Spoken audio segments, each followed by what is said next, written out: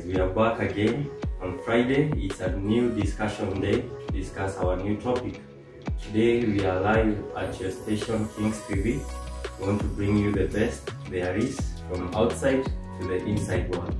Thank you. So today our topic is about female genital mutilation.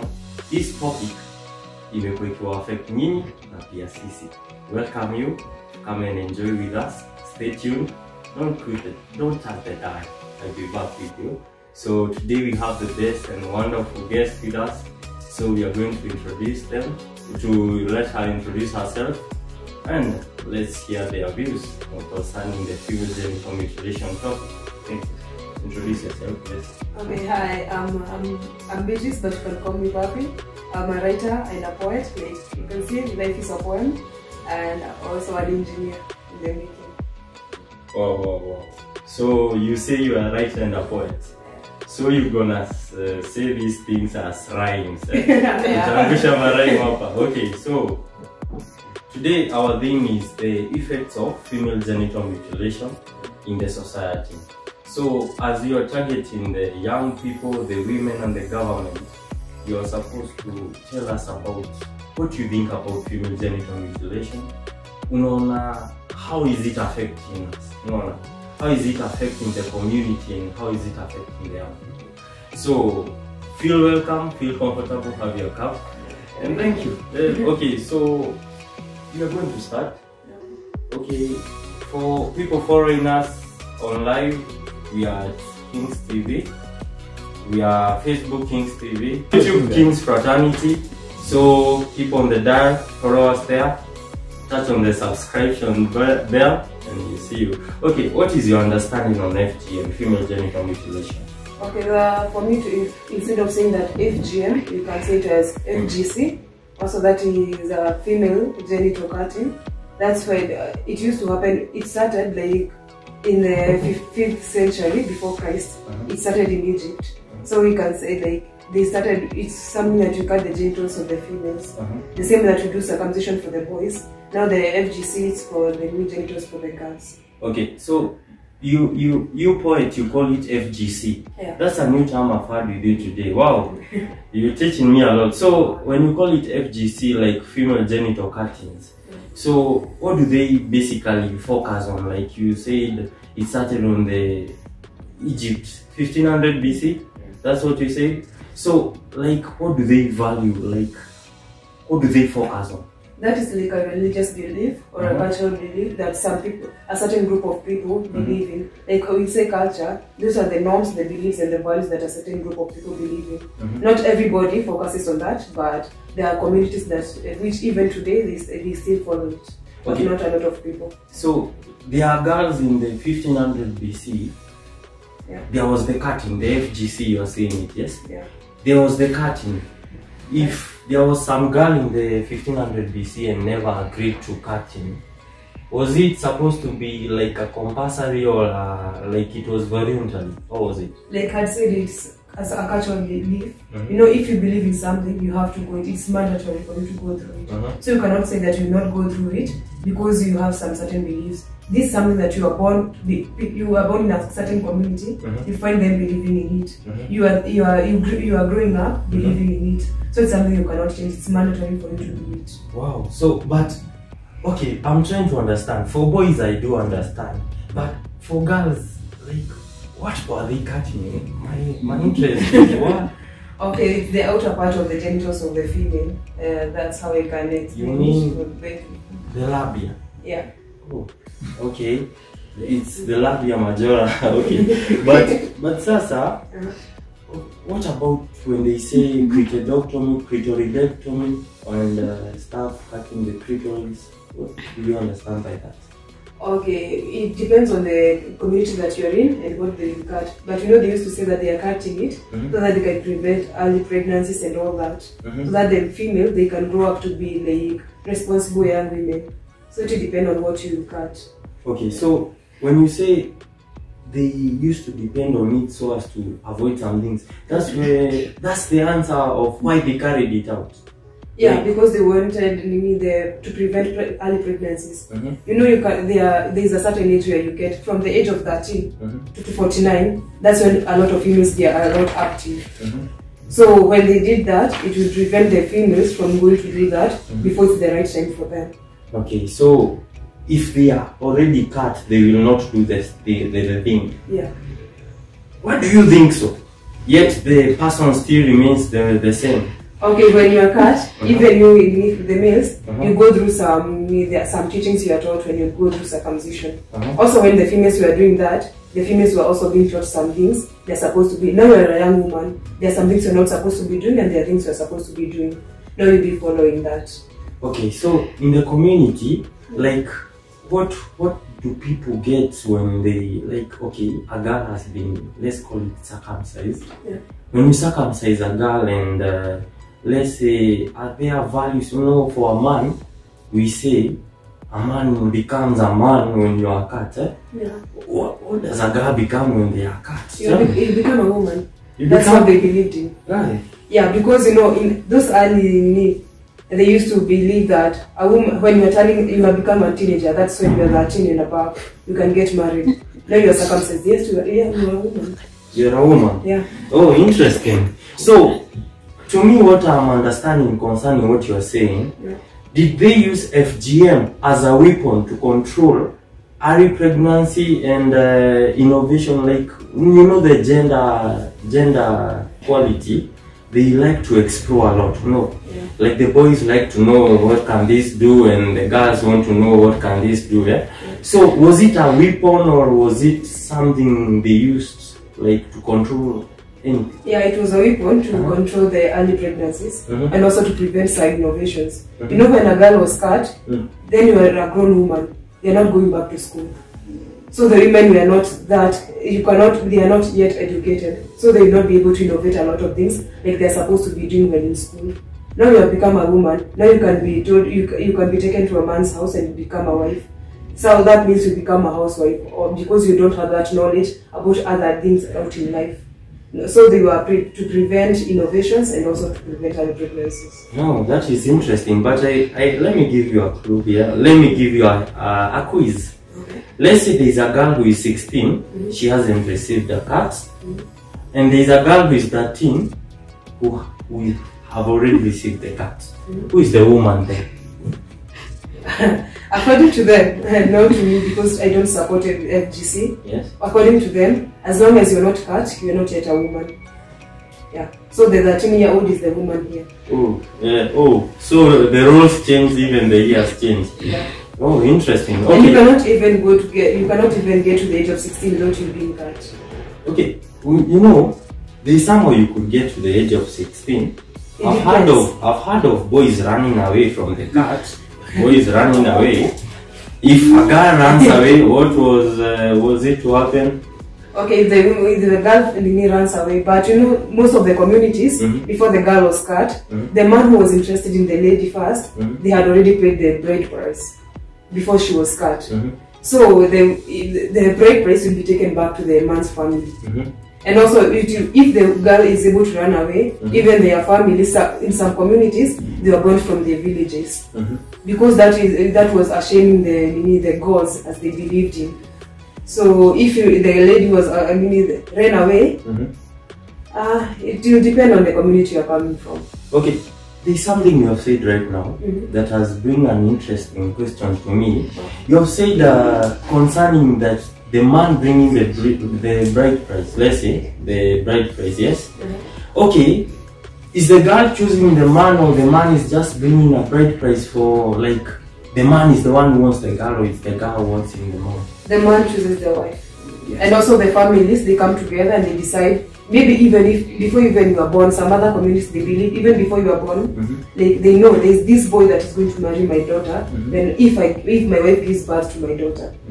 And if I give birth to a son, there's this family that my daughter-in-law will come from. That's how they used to do it. So the man is always the person who is choosing. Not even the man specifically, but the family of the man is the one who chooses the wife. So the girl does not have any choice concerning, let's say the girl does not have any choice concerning female genital cutting and even the marriage life. Yeah. This girl is going to live 100 years, and you want to mean that this girl is going to live 100 years with somebody she's not interested in?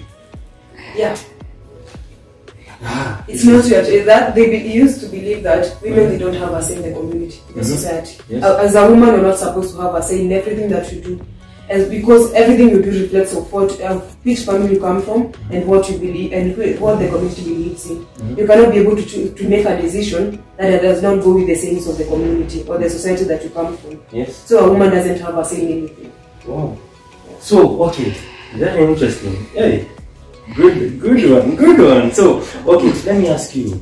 So, what did they use to do the cutting? Like, did they use scalpels, or was there anything in the 1500 BC? What did they use?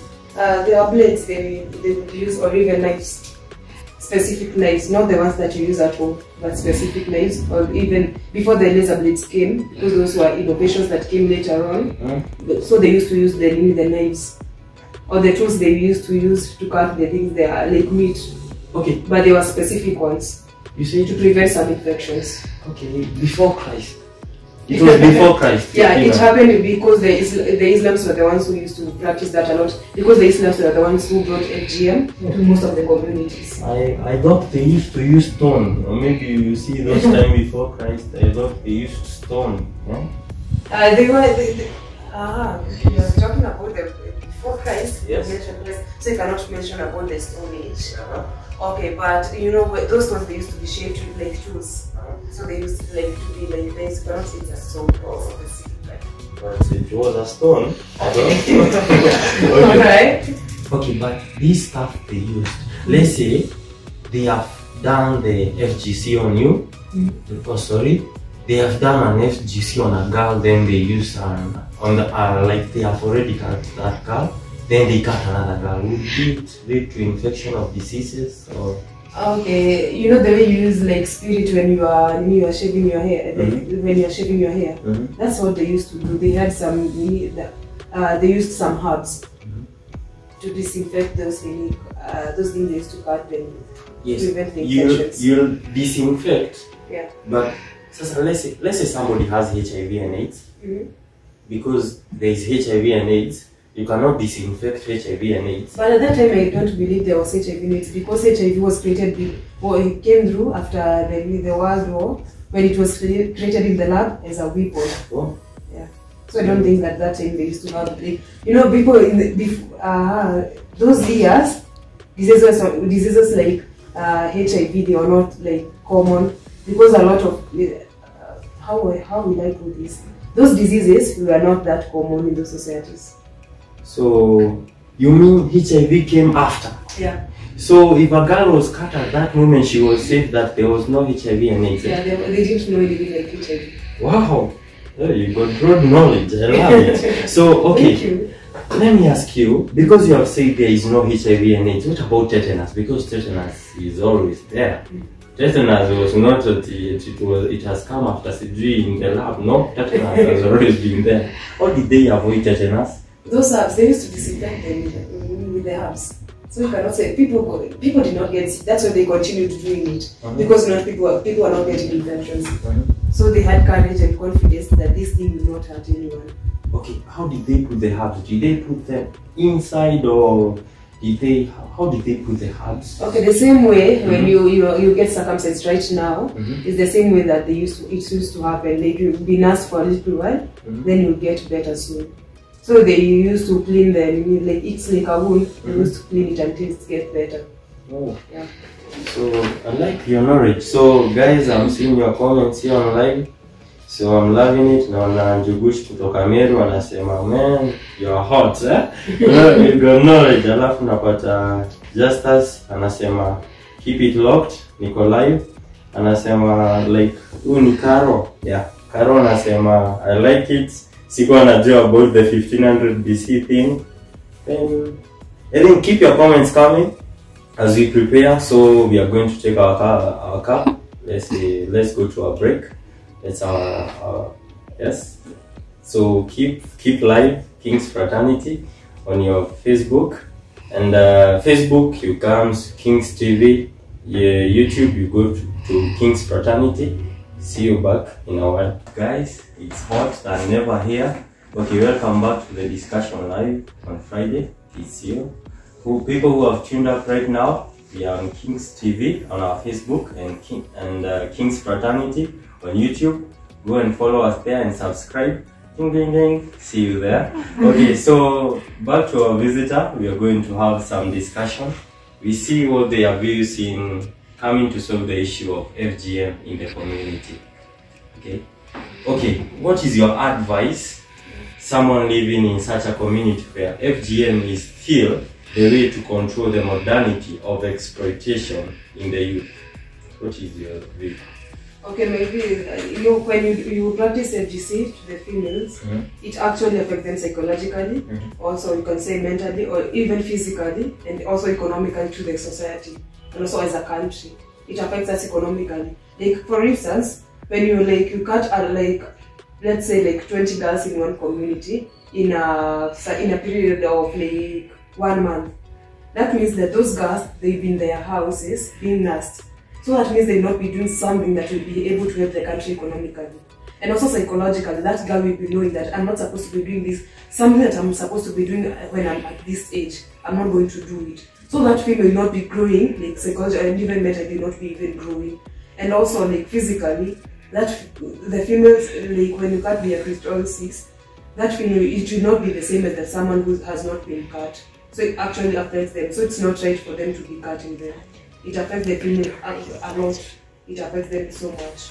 Okay, so when you say it affects the female gender, okay, how can you tell this female is affected and this female is not affected? It depends on how the female behaves. When I've said that it affects them psychologically, let's say that you are a female that is 14 years old has been cut.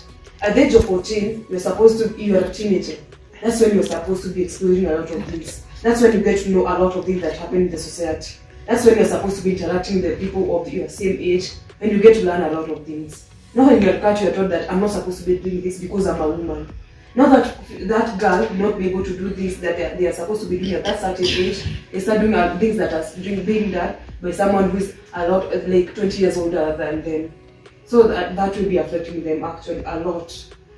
Okay, would the self-esteem be affected? The self-esteem of a girl be affected? Let's say the way a girl speaks, the way a girl handles herself, the way a girl does everything towards to the community.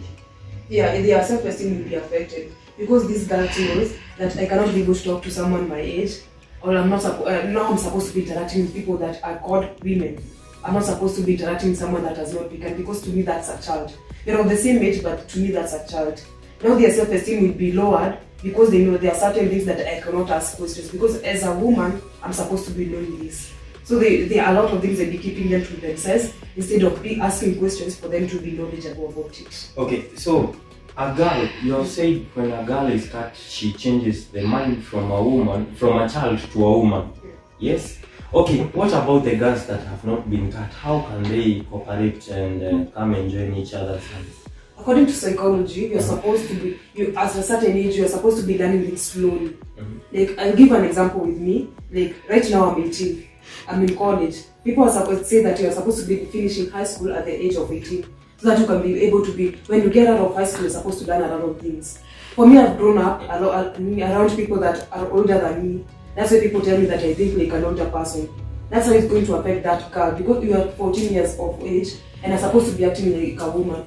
How do you expect that girl to behave like someone who is 35 years old and she's just 14? How do you expect her to behave? Yeah. Tell us. Okay, I don't know how someone who is 30 years of age is supposed to behave, but it's going to be hard for the person who is 14 years old to start behaving like someone who is that. So you are pressuring her. There's that pressure that she's not having, that she's supposed to be having when she's a teenager. She's not yet a woman. Let her behave like a teenager, not like a woman. Yeah. Okay, so this is a girl who is a woman, and here is a girl who is a girl. Yeah. How do they work in this in this modernity era? How are they supposed to live so as to bring up something like you say women have their goals? Yeah. So like there's this girl from this community where she has already been cut. Yeah. And there's this girl from this community where they don't believe in such a cut. So when this girl comes and this girl comes together, how are they supposed to work out so as to, this one is thinking like 30 years, this one is thinking like 17 years. How are they supposed to work out? Okay, people who are cut, like those community, you are not supposed to interact with, like I said before, you're not supposed to interact with someone who is not cut yet. So this female that is not cut, yes, she will grow like a normal person. She will grow up like knowing this, I'm supposed to be doing this, not this. But the person who is has been cut, she's not able to interact with people that are more knowledgeable. Like she's not able even to ask questions. Those will not be able to do something that is like in this modernity world. Those people that have been, those girls that have been cut, there are a lot of things they do not know because most of the time they are at home and they, like I'd say that their self-esteem has been lowered. So there are things that they cannot be able to talk about. So they are not even knowledgeable about anything. It's like they still live in those many eras that how pre-colonial eras. Sorry. Yeah. It's okay. So you have said the girls who have been cut and girls who have not been cut can never work together. Yeah. Okay, it happens. It happens. Yeah. But since you said there ago that you said it can affect our economy, if both of them don't work together, will that affect the economy more, or will that, what you said, the girl staying in the house for recovery, affect the economy more? Which would affect people who are okay, who are, let's say, this girl who have been cut and is already healed, and this girl who has not already been cut, or this girl who is spending the time healing with another girl over there? Which one will affect the economy? The one refusing to cooperate, or the one who are not even there? Which one will be? Also, even if you are cut and you have already been healed, it's still affecting the economy of the country. You have already been cut. There are stages in life you have not passed through. What are you doing? You are not even knowledgeable. How are you going to help the economy of the country? You don't know anything about the country. You don't know anything about the economy of the country. How are you going to help us? So it doesn't matter, even if you are healed, you are not healed, you are not going to help anywhere in the economy of the country. Okay, so you have said girls who have been cut cannot help in the economy. Okay, what if somebody who is watching has already had such an experience? What can you tell them or advise them so as for them to be important to the economy of Kenya? Okay, in this modern society that we live in right now, there are people that have already been cut, but yet they were able to run away from their communities, and right now they are knowledgeable, they are learnable, and so they know a lot of things. So that people who are still helping in the country, people that have been, they are able to understand. If you have read the book of Blossoms of the Savannah, written by the late Olekulete, you'll be able to understand that there are people that have been cut, but they still help the society, and now they are helping their societies not to allow other girls to be cut. So there is a way you can also help the society, even if you have been cut. Be knowledgeable about what's going on. Wow, that's wonderful. Okay, so another question comes to you. How can the government control such acts in the society, yet the acts are done in secret and hidden areas? How can the government control such? Okay, for the government, if they want to help, just be able to educate us, educate the societies. There are a lot of counties in our country that the ladies are not able to go to school, and the government is not doing anything. And even if they are going to school, they are learning under the trees. The climate is changing. They are not able to learn a lot of things. Why doesn't the government go and build schools for them so that the lady can be able to go to class and be able to talk about it? So the government has a bigger part to play. They have a role to play in the society to be able to educate us that this FGC is not right. If they are able to go to those societies, even if they are done in hidden areas, if one lady is able to be educated, she'll be able to educate the rest of the society, even if they are not going to school. Okay, so you mean education? Yeah. Education is key. Yeah. What about, let's say, the ladies are yet to be educated? Like, you have to go to school and learn about something, and it takes time. Yeah. Okay, the moment you are studying, for you to go back to your community and educate others, what if there is a girl who is being cut at the moment? How can the government assist? Okay, for the government, if they want to help, also you can be sending your people to those societies where they can be able, I'm not saying they be like spies, but they can be able to be talking to those people and educating even their parents. It's not like you are going to talk to those girls for them to run away. Why don't you go direct to their parents? You know, their parents, they'll be able to control that child. They'll be able to talk to them, and also some parents will be able to talk to other families, and they also other families, other parents, they're not able to take those girls to be cut. Wow, that's wonderful. So even chiefs can chiefs assist in any way? Let's say community chiefs. Yeah, community chiefs can also. But the problem is, a lot of people that are in the government, including the chiefs, they're driven by by pride and also by greed. If they are able to be paid by the people that are practicing that, they do not say anything, they don't do anything to help, as long as they are getting money. Okay, so on the part of greed, I will come back to you. But right now, what can you say? Like, what is your advice? And also, maybe, what is your advice to people out there? Tell them something, like something they feel comfortable. Let's say there's a girl out there who is already, like, FGM has already torn her apart, like, she does not have the self-esteem. What can you tell her? And what can you tell the girl who is in a community where FGM has not affected her? What can you tell them? Okay, to the girls that are listening to us and they have been cut, it's never too late for you to follow your dreams, and you cannot be scared because you have been cut. Not to talk about it. Talk about it so that the other societies can be able to learn from it. You don't have to be scared to follow your dreams because something has been done to you. Don't let them lower your self-esteem. And to the society that you are practicing that, just know that is not right. You are hurting the ladies. You are hurting them psychologically, and you are also physically, and also you are affecting us economically. It's not right what you are doing. We want to be able to live in a society that we are all free. We can talk about anything we want, and also the girls, they can do whatever they want, because even the girls, they are able to do. They are capable enough to do what the men are doing in the society. Okay, so I want you to face the camera again, and let's say the person watching you right now is now the cutter. Like, we have the cut, let's say the person who is cut, and we have mwenye kukatwa na tuna mkatani, unaona. So let's say the mkatani is watching you. Let's say in Masai they call them mkamuratani, unaona. So let's say the mkamuratani is watching you. What can you tell the mkamuratani? I'm not going to tell you that you deserve to die. But what you are doing is not right. You are killing the ladies. Even if it's not like you are killing them, they are going 6 feet under. You are killing them spiritually and mentally. You are killing us. You are killing the girls. You are killing the next generation. That is not right what you are doing. And maybe you should repent. Okay, thank you. So I'm going to give my guest an opportunity to introduce yourself. Tell your people where they can find you. Maybe they have heard you have wisdom. I've sensed wisdom in you. There's a lot of wisdom in you. So people can search for you. They can search for advice. I've heard you can be a motivational speaker and such. So where can people find you? Okay, on Instagram you can find me at PappyB. It's PAPPY space capital BEA. Then on Facebook, Beatrice Omondi. Yeah, and Telegram, PappyB also. Wow.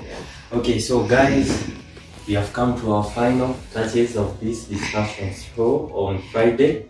So we are going to see you there. Okay, I'm back, and it's King's TV on Facebook, King's Fraternity on YouTube.